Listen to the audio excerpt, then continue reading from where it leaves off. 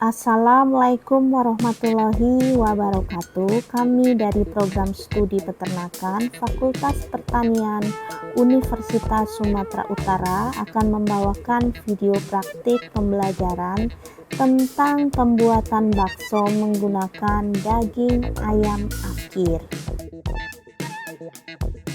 Daging ayam afkir adalah istilah yang digunakan untuk merujuk pada daging ayam yang sudah melewati masa produktifnya. Biasanya ayam petelur yang sudah tidak lagi optimal dalam menghasilkan telur ini disebut ayam afkir dan dijual dengan harga yang murah dibandingkan dengan ayam broiler atau ayam muda karena kualitas dagingnya yang lebih keras dan seratnya lebih kasar. Daging ayam afkir sering membutuhkan pengolahan khusus terutama untuk melunakkan teksturnya. Contohnya dengan pembuatan bakso. Pembuatan bakso ini memerlukan bahan-bahan sebagai berikut. Bahan-bahan terdiri dari daging ayam afkir 500 gram, setengah sendok teh baking powder, 200 ml es batu, 1 sendok makan bawang putih bubuk, kemudian 1 sendok teh merica bubuk, 12 sendok makan tepung tapioka, dan 1,5 sendok teh garam.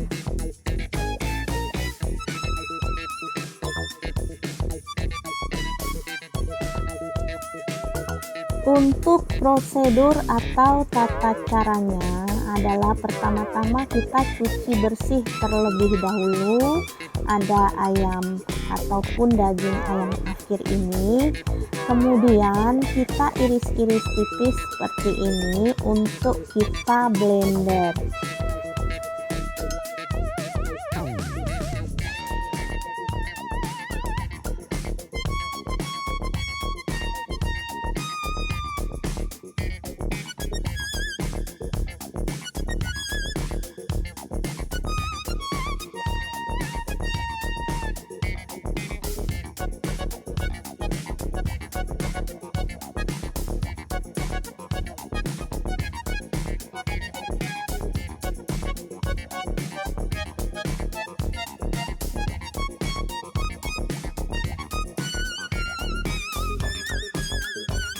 Untuk tips agar proses memblender adonan bakso lebih mudah dan hasilnya kenyal, ada beberapa yang perlu kita lakukan. Pertama adalah kita pastikan daging yang akan diblender dalam keadaan dingin, boleh juga sedikit beku. Ini agar teksturnya tetap baik dan tidak mudah overheat saat diblender. Daging dingin juga bisa membantu menghasilkan tekstur bakso yang kenyal.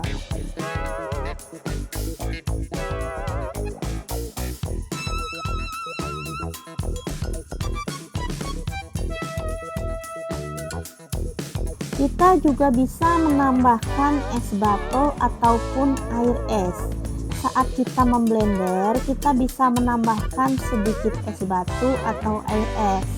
Ini berfungsi untuk menjaga suhu daging agar tidak panas saat proses blending, sekaligus membantu membentuk adonannya agar lebih kenyal.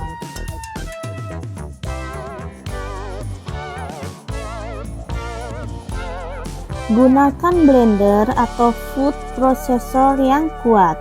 Blender atau food processor yang berdaya tinggi ini akan lebih efektif untuk menghaluskan daging hingga benar-benar lembut. Jadi, pastikan alat yang digunakan ini cukup kuat untuk menghaluskan daging tanpa memanaskannya.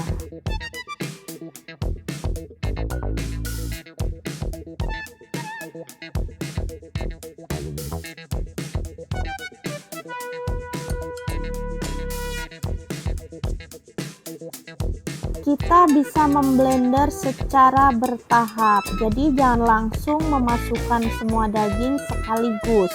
Blender sedikit demi sedikit atau dalam beberapa kali putaran agar adonan lebih halus dan blender tidak mudah panas.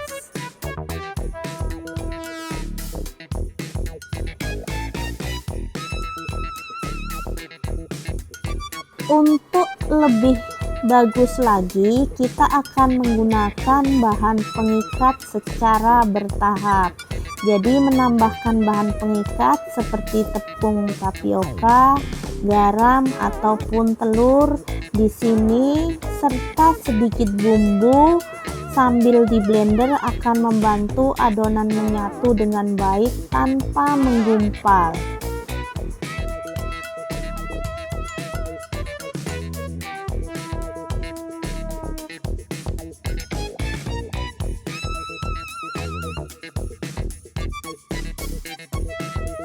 Untuk memblender semua bahan ini beserta rempah atau bumbunya, kita blender jangan terlalu lama karena bisa membuat mesin menjadi panas dan merusak tekstur dagingnya. Lakukan dalam waktu singkat sekitar 10-20 detik per putaran, lalu berhenti sejenak sebelum melanjutkannya lagi.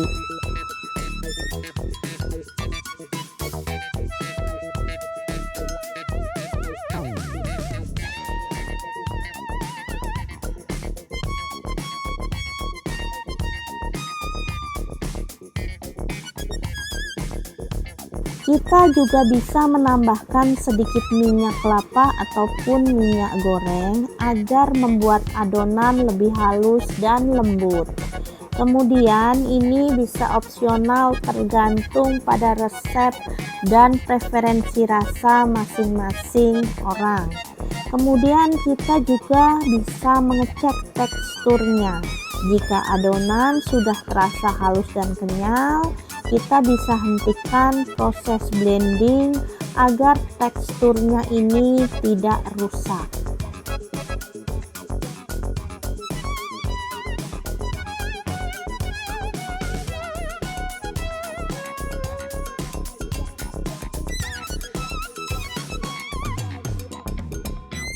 Untuk penggunaan telur ini opsional saja, boleh kita menggunakan telur atau tidak menggunakan telur.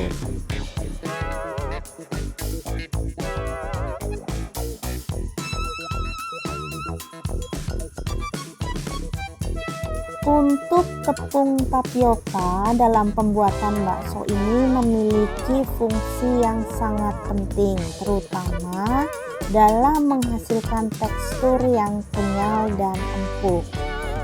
Jika kita lihat, tapioka ini bisa membantu mengikat serat daging dan bahan-bahan lainnya dalam adonan bakso, sehingga penting agar bakso tidak mudah hancur saat direbus atau tetap solid. Kemudian tapioka ini juga memiliki sifat elastis yang bagus saat dipanaskan, sehingga memberikan tekstur yang kenyal pada bakso. Kekenyalan ini berasal dari kandungan pati yang ada di dalam tapioka yang membentuk gel saat dipanaskan bersama protein yang ada di dalam daging.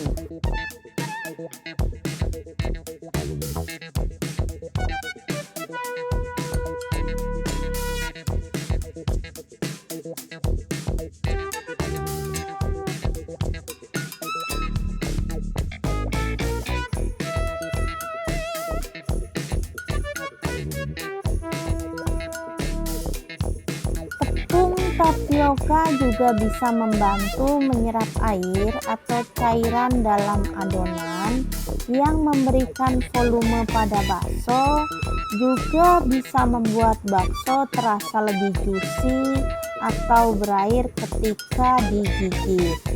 Jadi selain itu juga kandungan pati dalam tapioka ini menjadikan adonan lebih lengket dan mudah dibentuk menjadi bulatan yang padat agar membantu bakso mempertahankan bentuknya selama proses perebusan.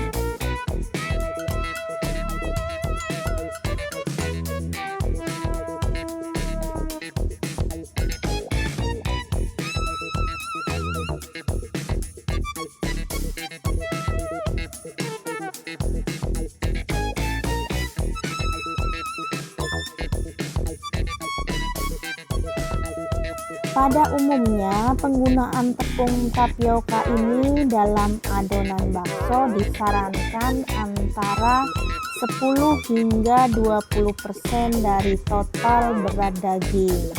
Jika terlalu banyak, tapiokanya bisa membuat bakso terlalu kenyal atau seperti karet. Sementara jika terlalu sedikit bisa membuat bakso lebih keras dan rasanya kurang menarik.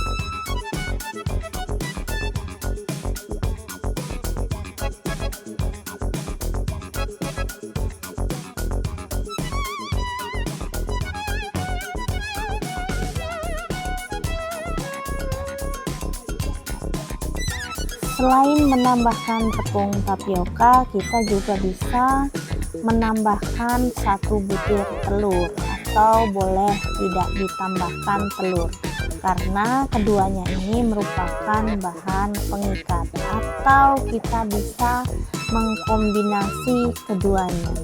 Jadi telur memiliki beberapa fungsi penting pada adonan bakso ini. Yang pertama adalah telur ini bisa membantu mengikat bahan-bahan dalam adonan bakso sehingga teksturnya menjadi lebih padat dan tidak mudah hancur. Protein dalam telur akan membentuk jaringan yang menahan komponen adonan. Kemudian kuning telur mengandung lemak yang dapat membantu melembutkan dan memberikan tekstur lembut pada bakso. Ini juga membuat bakso menjadi lebih kenyal.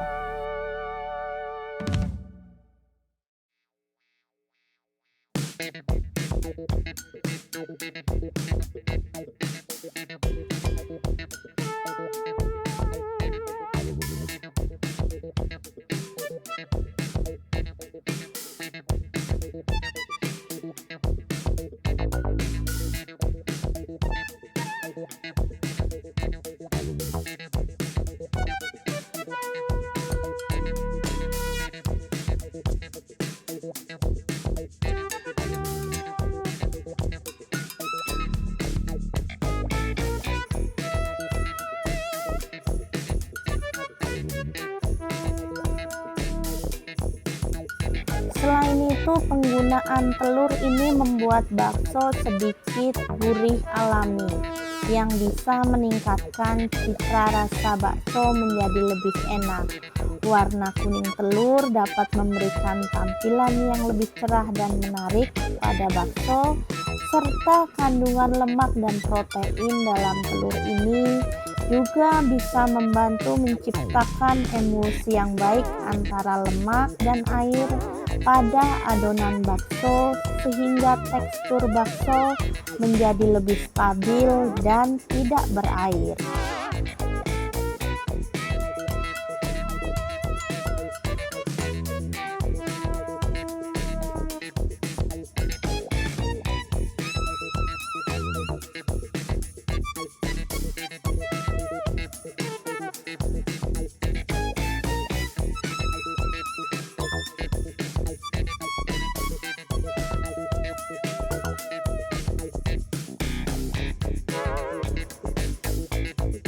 Selain menggunakan tepung tapioka, ada beberapa jenis tepung lain yang bisa digunakan untuk membuat adonan bakso, seperti tepung sagu.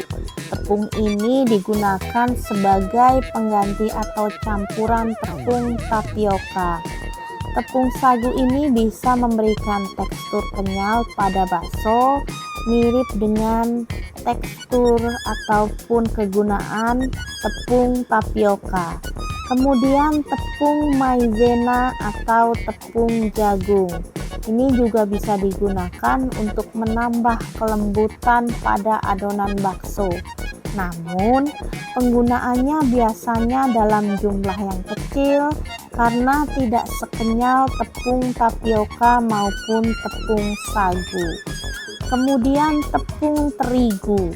Ini berfungsi sebagai pengikat dan pengisi meski tidak memberikan tekstur sekenyal tapioka.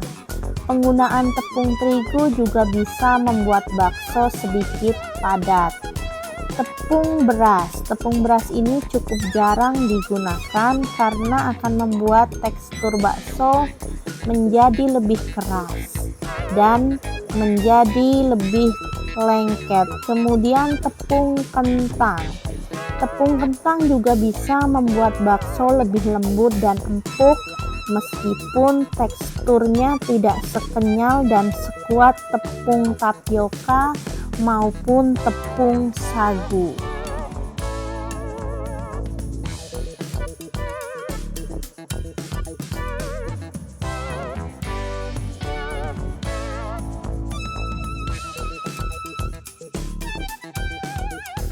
Pada pembuatan bakso dikenal ada bahan pengisi dan bahan pengikat. Untuk bahan pengisi ini digunakan sebagai penambah volume pada adonan bakso.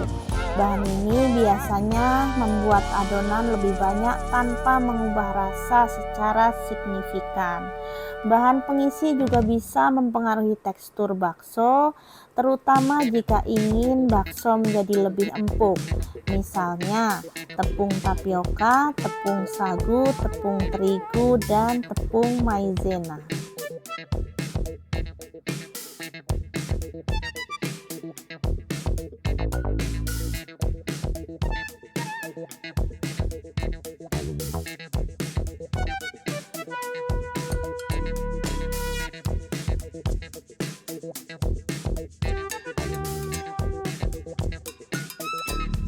Selanjutnya adalah bahan pengikat.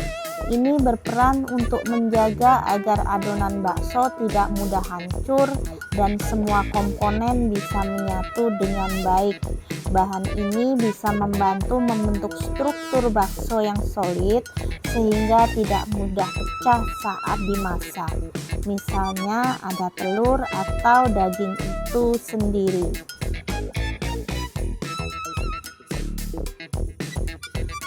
Nah, selanjutnya adalah kita akan merebus air. Ini digunakan untuk merebus baksonya.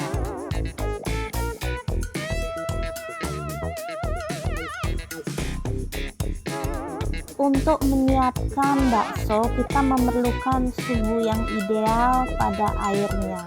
Jadi kita akan memanaskan airnya hingga hampir mendidih, sekitar 80 hingga 90 derajat Celcius, tetapi tidak sampai mendidih penuh.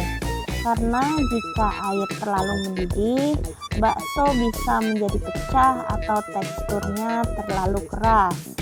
Rebus bakso dalam suhu yang simmering atau air yang menggelembung kecil-kecil agar matang perlahan dan menghasilkan tekstur yang lebih kenyal.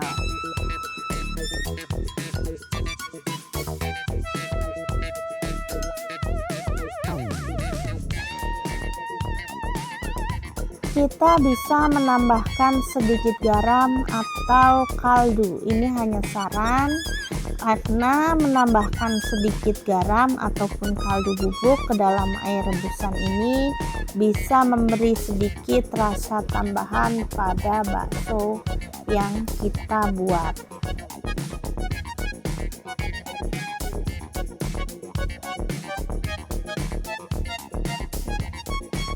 Untuk air juga kita gunakan air yang cukup banyak.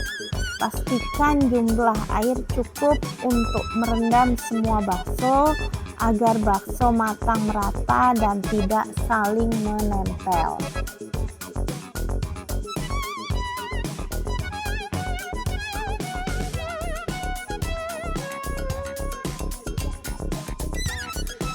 Bakso yang baik ini memiliki beberapa kriteria dalam segi tekstur, rasa, aroma, dan penampilan. Jadi, bakso yang baik akan memiliki tekstur yang kenyal namun tidak keras. Kenyal yang dihasilkan ini lebih alami, bukan dari bahan tambahan berlebihan. Jadi, bakso yang terlalu lembek dan terlalu keras menandakan teknik pembuatan atau komposisi bahan yang kurang tepat.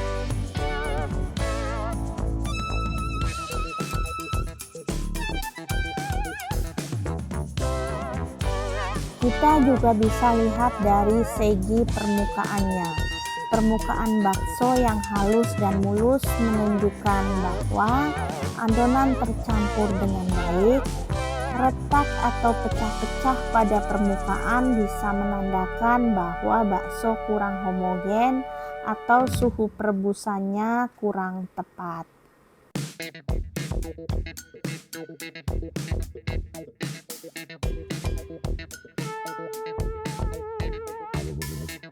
Jika dilihat dari segi aroma, bakso yang baik memiliki aroma daging yang segar dan menggugah selera. Sedangkan bakso yang baik ini juga tanpa bau amis ataupun asam.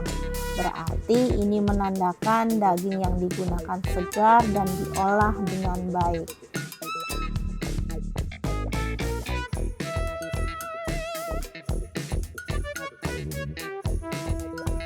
Bakso yang matang dengan baik biasanya juga akan mengapung saat direbus. Ini menandakan adonan memiliki komposisi yang tepat dan matang yang sempurna. Jadi saat bakso ini dipotong juga bakso tidak mengeluarkan air yang berlebihan. Bakso yang berkualitas ini akan memiliki tekstur yang kompak, bukan berair atau terlalu basah.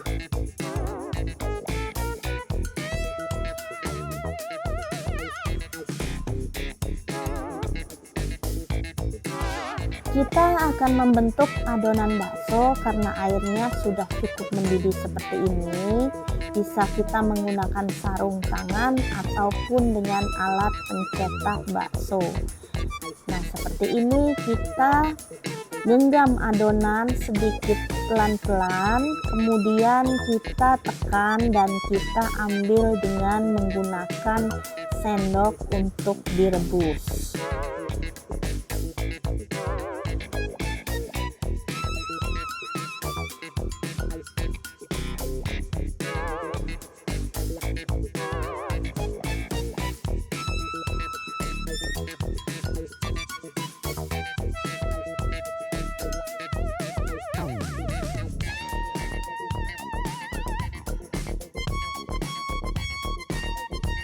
Nah, ini berlaku tips bahwa untuk menjaga tekstur bakso ini tetap kenyal, sebaiknya masukkan bakso saat air masih belum mendidih sempurna, sehingga bakso akan matang perlahan sampai kematangannya itu merata. Kemudian kita juga bisa sesekali aduk bakso dengan lembut agar tidak saling menempel di dasar panci. Tetapi hindari mengaduk terlalu kuat yang bisa membuat bakso ini menjadi pecah.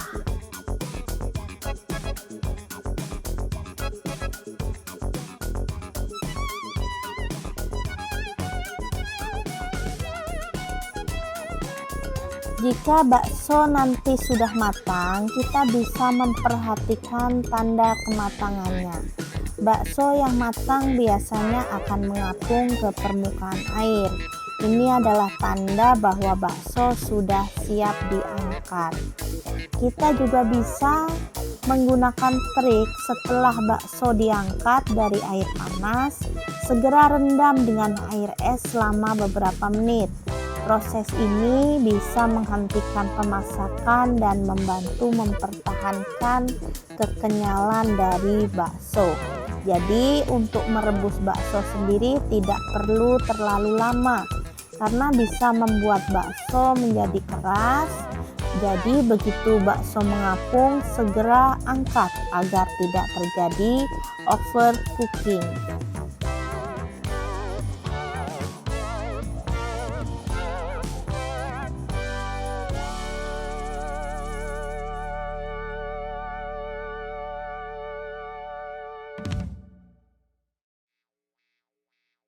Pada praktik kali ini, bakso terlihat sangat cantik atau teksturnya sangat bagus. Nah, untuk bakso yang mengandung bahan pengawet, terutama dalam jumlah berlebih, ini memiliki beberapa ciri yang harus kita ketahui. Misalnya dari segi aroma ataupun dari segi kimiawi. Bakso yang mengandung pengawet, terutama jika berlebihan, seringkali memiliki aroma kimiawi atau bau yang tidak sedap. Berbeda dengan bakso yang alami ataupun menggunakan bumbu yang segar. Kemudian pengawet tertentu ini bisa membuat bakso menjadi lebih kenyal atau bahkan terlalu keras. Jadi tekstur yang tidak alami ini bisa menjadi indikasi penambahan bahan pengawet atau zat pengenyal.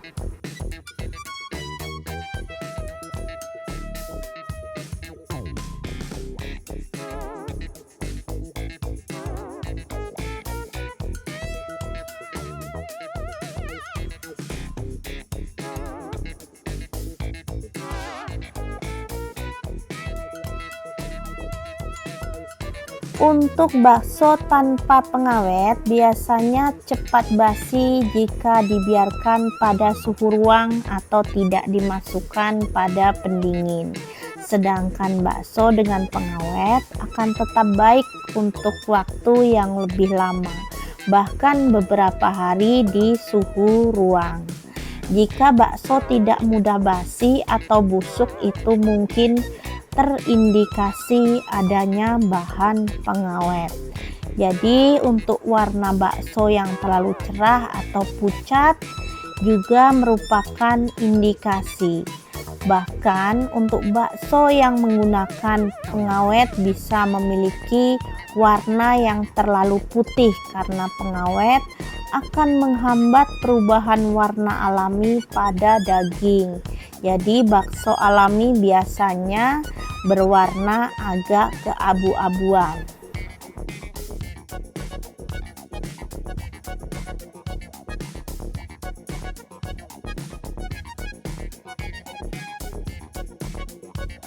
Uji organoleptik bisa digunakan pada pengujian bakso secara indrawi, yaitu uji ini biasanya dilakukan untuk mengetahui tingkat penerimaan konsumen dan kualitas bakso yang dihasilkan.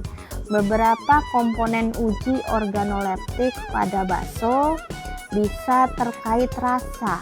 Pengujian rasa mencakup tingkat kelezatan dan keseimbangan rasa gurih, asin, dan rasa daging alami pada bakso. Kemudian rasa bakso yang baik harus gurih, lezat, dan tidak memiliki rasa pahit atau kimiawi. Selanjutnya adalah aroma. Aroma bakso dinilai untuk mengetahui apakah bakso memiliki bau daging segar dan rempah yang khas atau tidak. Aroma yang terlalu amis ataupun asam ataupun bau kimia bisa mengindikasi bahwa bahan berkualitas rendah atau menggunakan bahan yang tidak alami. Selanjutnya adalah tekstur. Ini dinilai untuk mengetahui tingkat kekenyalan dan kelembutan bakso. Bakso yang baik memiliki tekstur kenyal tetapi tetap empuk saat digigit. Jadi tidak terlalu keras dan tidak terlalu lembek. Tekstur ini juga menunjukkan komposisi bahan dan teknik perebusan yang tepat.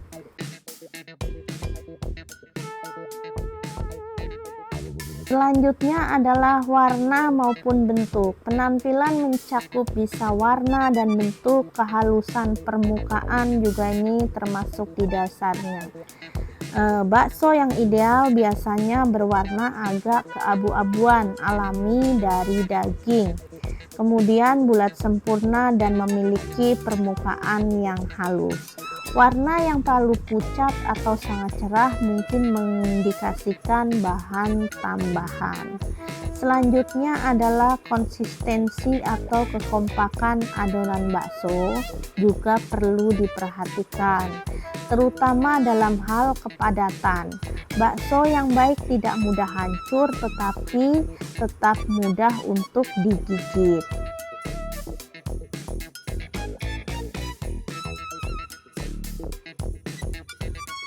Beberapa metode uji organoleptik yang umum digunakan pada bakso seperti uji hedonic test atau uji kesukaan, yaitu bisa menyangkut rasa, aroma, tekstur, dan penampilan. Kemudian ada uji deskriptif test atau uji deskriptif. Kemudian ada juga uji perbedaan atau difference test, digunakan untuk mengetahui apakah ada perbedaan antara dua sampel bakso, misalnya bakso dengan dan tanpa bahan tambahan tertentu.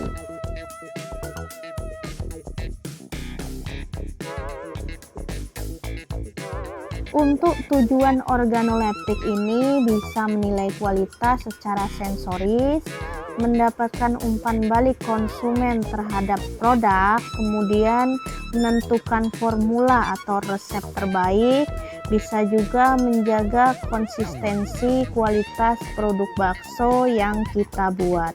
Jadi uji ini sangat penting untuk dilakukan dan memastikan bahwa produk yang dihasilkan disukai oleh konsumen dan memiliki kualitas sensorik yang baik. Demikianlah praktik pembuatan bakso ayam akhir. Terima kasih dan wassalamualaikum warahmatullahi wabarakatuh.